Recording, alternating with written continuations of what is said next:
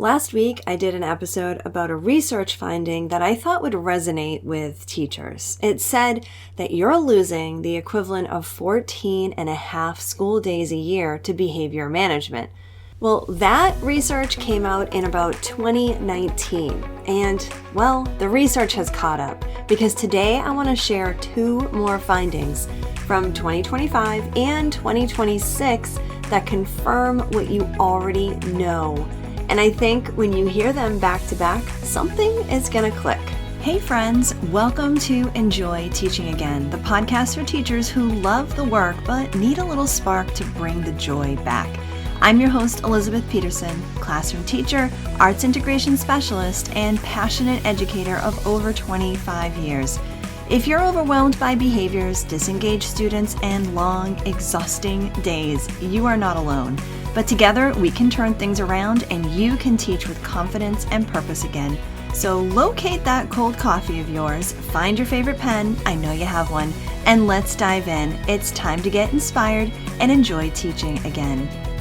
So you've been hearing about the classroom reset for a while maybe, but you're wondering, okay, what exactly is inside the classroom reset? So let me take a moment to show you exactly what you get inside the classroom reset. First, we start with you, because resetting your classroom starts with resetting your mindset. And just like everything else at the Inspired Classroom, we want this to be teacher-centered. And then we're going to move into some really great proactive behavior strategies. We're going to look at creative engagement tools, simple, I said, SEL integration, and classroom culture shifts that actually stick. This is no fluff around here and no stress. Instead, you're going to get done-for-you templates. We're going to give you strategies that will work for your classroom, your students, your content, your teaching style. You're going to have access to a private teacher community, a lot of bonus trainings on all the things that you really need inside your classroom, monthly teacher check-ins, and here's probably the best part, personalized support. That means you can ask me questions anytime and I will give you direct answers that go with what your personalized needs are inside your classroom. This isn't just theory.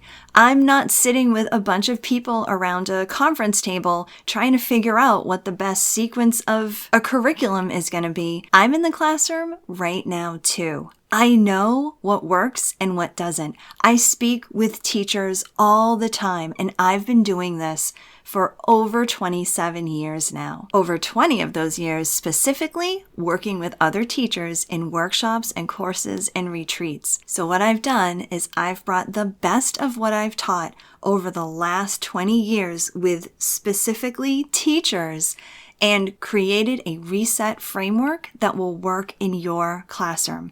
This is practical, it's classroom tested, and it's from someone who's still teaching in the classroom myself. If you're serious about making a shift, I want you to go look at what's inside. Go to theinspiredclassroom.com/reset because you deserve a framework and the support that actually helps you. If you've ever felt like behavior management was getting harder, like what you're dealing with in the classroom is something worse than it used to be, maybe you've even felt like maybe you're not cut out for this anymore, like something has changed and nobody really has been acknowledging it, well, this data is acknowledging it now. You are not imagining any of it. And today I want to show you exactly what the numbers say. The 2026 State of the American Teacher Survey, which is conducted by RAND, one of a very respected research organization in the country, asked teachers across the country to name their primary sources of job-related stress. And managing student behavior came in first. Not salary, not workload, not the paperwork or the meetings or the lack of planning time, although all of those did show up too. Behavior was first, and it was named by 52% of teachers. More than half of the teaching profession in America right now is saying the hardest part of the job is what happens in my classroom with my students every single day. And here's the part I want to really sit with for a moment, because these are not struggling teachers. These aren't first-year teachers who haven't found their footing. These are experienced teachers. And the RAND survey pulls from K-12 teachers across all experience levels, all grade bands, all regions of the country. This is the entire profession speaking out loud, and it's saying behavior is a crisis. And then there's this one. The NEA, or National Education Association, which is like the largest teachers union and professional organization in the U.S., which represents about, 3 million educators across K-12 and higher education.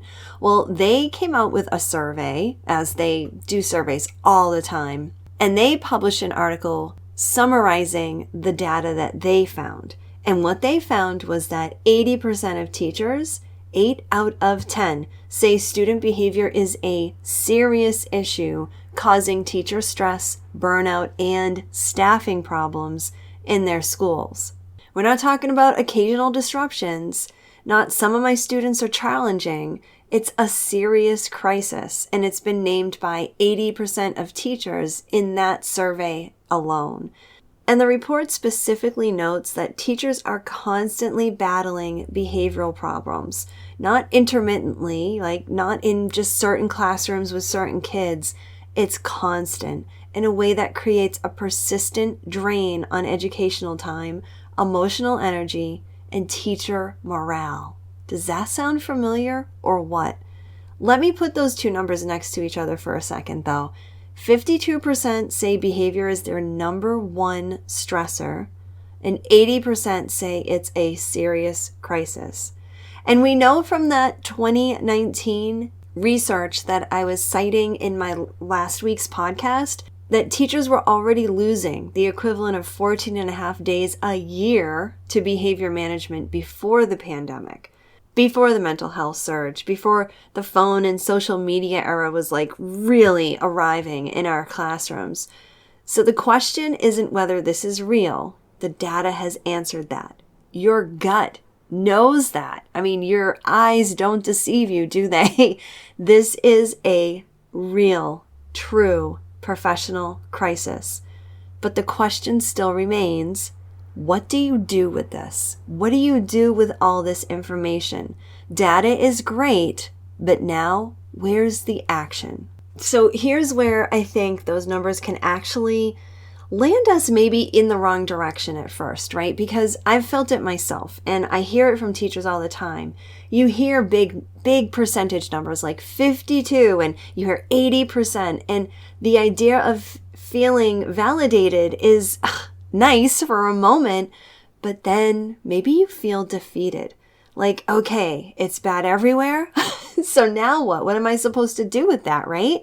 And honestly, that response makes complete sense, because when you're already exhausted, the data that confirms how hard things are doesn't automatically feel like hope. It can feel like permission to give up. Like, well, if this is what it is right now, I guess I just have to survive it, right? But that's not the right mentality. I don't want you to go into the rest of this episode or into the rest of your school year thinking, okay, I guess this is how this is now. Because this is the part that could change everything, all right? The fact that it's widespread doesn't mean it's inevitable. Those numbers tell us what the problem is. They don't tell us that it can't change. And here's what's actually happening underneath all that data. Most teachers are still treating behavior as a management problem. Management problems need management solutions, right? More strategies, more consequences, more systems. And teachers keep trying those, and they keep working for a week or two, right? But then they keep unraveling, and that cycle, that exhausting, demoralizing cycle that makes teachers good teachers feel like they're ineffective, that's exactly what's showing up in those numbers, that 52%, that 80%, that 14 and a half days. But what if behavior isn't a management problem? What if it's a foundation problem? Now, every behavior in a classroom traces back to a wobbly leg on your classroom's tripod. And we've talked about the tripod on this podcast many times now. And if you were at the challenge, you know your CRE scores even. The tripod, the foundation of your classroom, is built on three things: connection, regulation, or engagement. And those three things are the root of all behaviors you're seeing, whether they're good or they're bad. And no management strategy in the world fixes those types of wobbly legs. It just holds the weight a little longer before things can unravel again. Let me tell you, the 52% and the 80% and the 14 and a half days, those are not evidence that teachers are failing. They're evidence that teachers have been handed management tools for a foundation problem. And that is exactly why the numbers are not going down. But you are not hopeless. You are not helpless. You have just been using some wrong tools for an actual problem. And this is absolutely within your power to change. Let me give you an example. Just this past year, I had a student, we'll call him Devin, and he had all kinds of nudgy behaviors, right? Behaviors that, he wouldn't be able to sit down and do his work. He would, engage the other kids in the classroom. He would come in laughing hysterically and think that, he could just derail the class before it even began.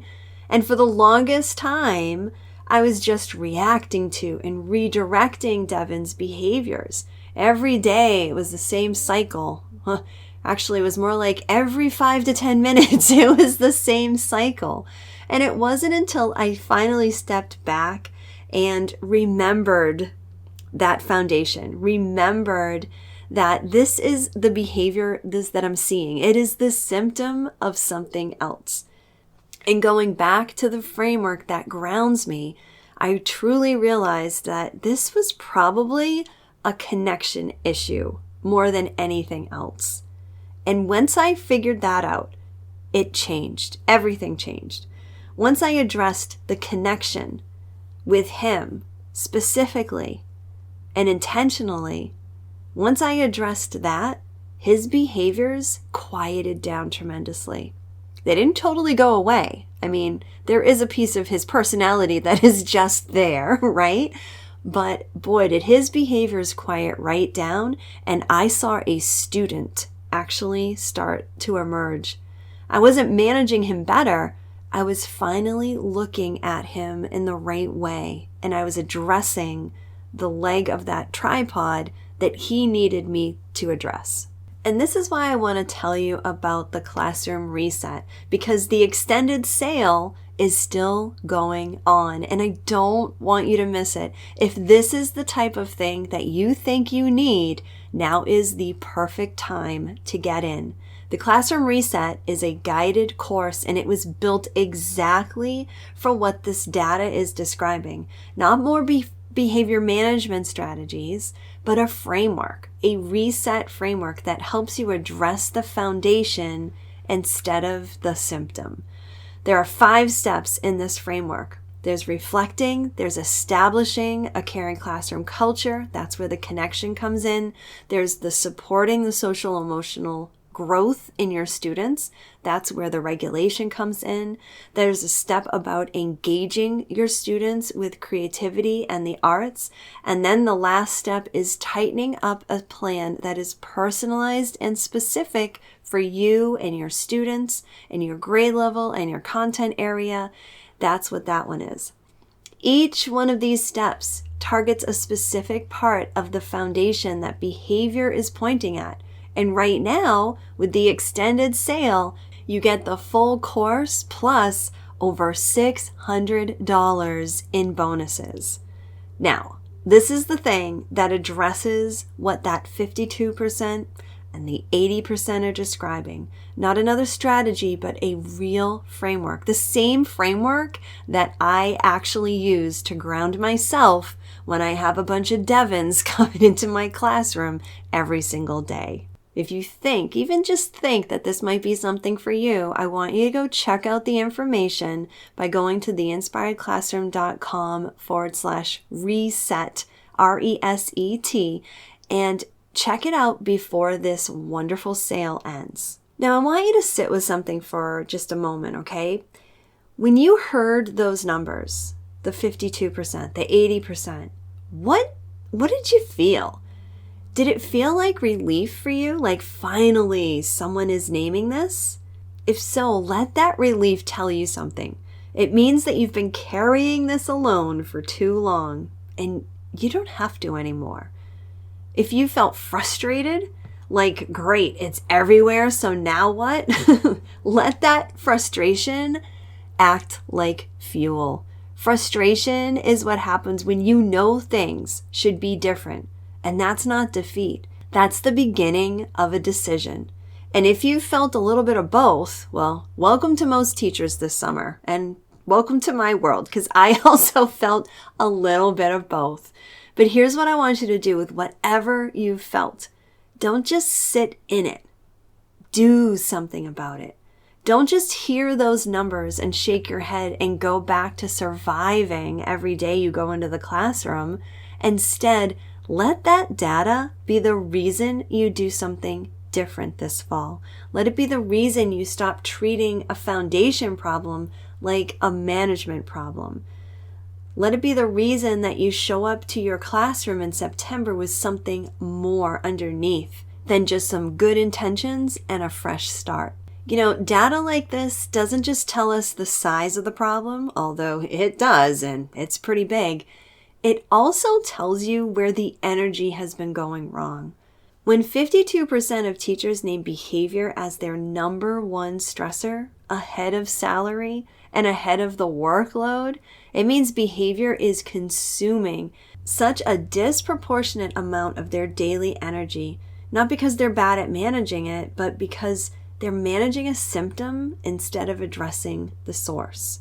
Wasted effort, gosh, that is exhausting, right? But when you can target your effort, it's not exhausting. It can actually be invigorating.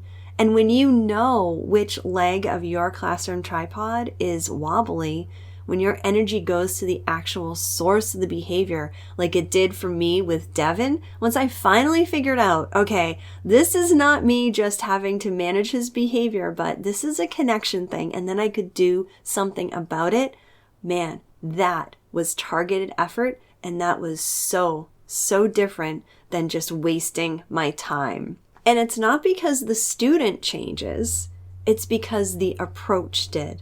And that's the shift that the data is pointing at. If we're able to shift our approach at what's happening in our classroom, that's going to make all the difference in the world. And that's the type of shift that the Classroom Reset course was built to help you make. So here's what you can do with this, okay? The first thing I want you to think about is, how can you claim this data, right? The next time you feel like behavior is maybe just happening to you, it's a you problem, I want you to remember there is data out there that is supporting what you're feeling. This is documented, it's real. And then I want you to let that sit with yourself so it will fuel you. Don't let those numbers make you feel hopeless. Let them make you feel, well, maybe a little angry enough or motivated enough to actually do something different. You have a solid research-backed confirmation that this problem is real and it's widespread. It's not just in your classroom. It's not just in your school. It's widespread and it's not going away on its own. Now, that's not permission to give up, of course. That's permission for you to stop settling. So let it fuel you and use it. And finally, if you've been on the fence about joining the Classroom Reset, my guided online course, let this data make a good case for you to join. This isn't another strategy. It's not another curriculum. It's not another bunch of activities to just try with your kids. It's a framework that addresses what the data is pointing to. And I would love to have you inside. Go to theinspiredclassroom.com/reset. Listen, the research has confirmed what you've been feeling for years now. And now it is up to you. You absolutely have the power to change it. I hope this episode inspired you, encouraged you, or gave you a fresh idea to try. And if so, I would love for you to take a screenshot and text it to one of your teaching buddies. I'm so grateful that you landed here with me today, and it would mean the world to me if you would leave me a review over on Apple Podcast. Thanks so much for being here, and I'll catch you on the next episode. This is Elizabeth Peterson reminding you to get inspired so you can be inspiring to your students and enjoy teaching again.